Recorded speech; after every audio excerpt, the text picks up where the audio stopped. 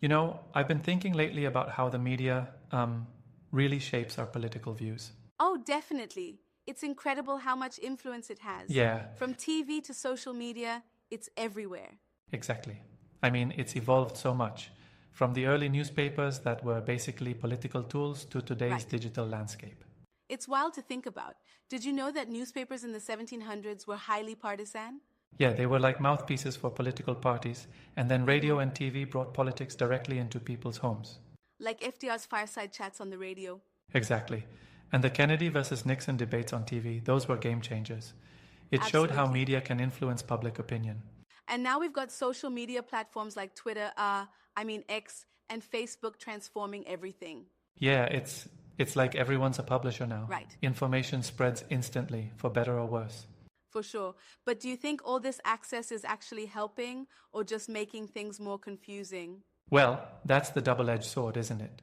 While it keeps us informed, it also opens the door to misinformation. Yeah, and bias in the media can really distort the truth. Precisely. The way news is framed can totally affect how we interpret events. Exactly. It's not just about what's reported, but how it's reported. And editorials or opinion pieces can subtly or not so subtly influence public discourse. That's true. But they also expose us to different viewpoints.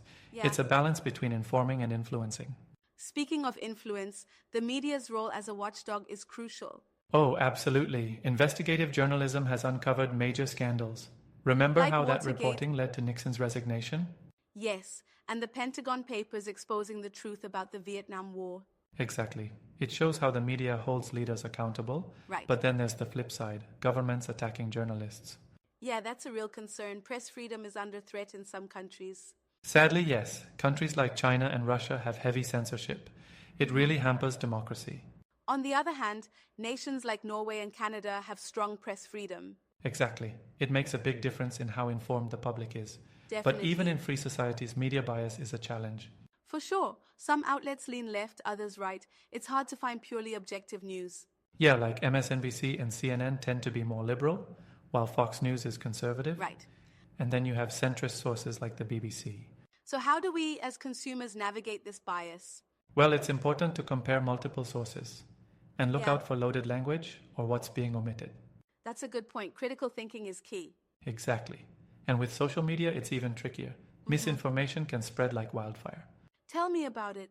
Remember the rise of fake news during election seasons? Oh, definitely. And deepfakes make it even harder to discern reality. It's becoming a Scary real stuff. challenge to fact check.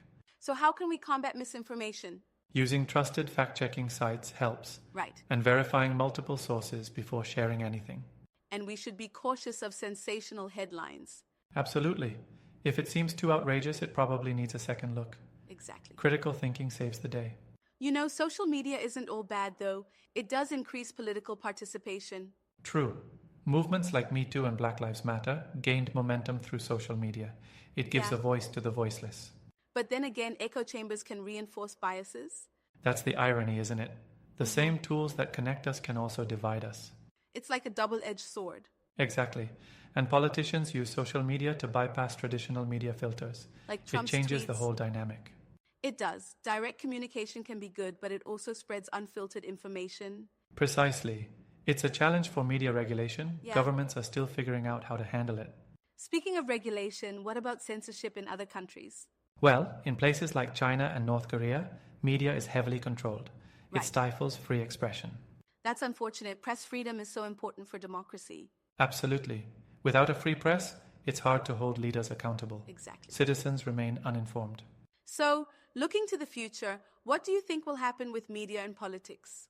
Well, AI and deepfakes will definitely play a role. It's going Yeah. to challenge news credibility even more. Agreed. And there's a rise in independent journalism through platforms like YouTube. Yeah, people are turning to independent creators for news. It decentralizes information.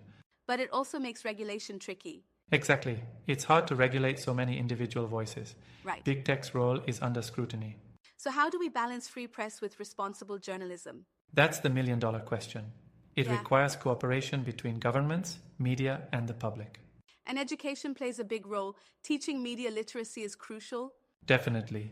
The more informed we are, the better we can navigate the media landscape. Absolutely. It's up to all of us. Well, this has been a fascinating discussion. It really has. I think at the end of the day, being an informed citizen means questioning sources and avoiding echo chambers. Exactly. We all have a role to play. Couldn't agree more. Thanks for the great chat. Thank you.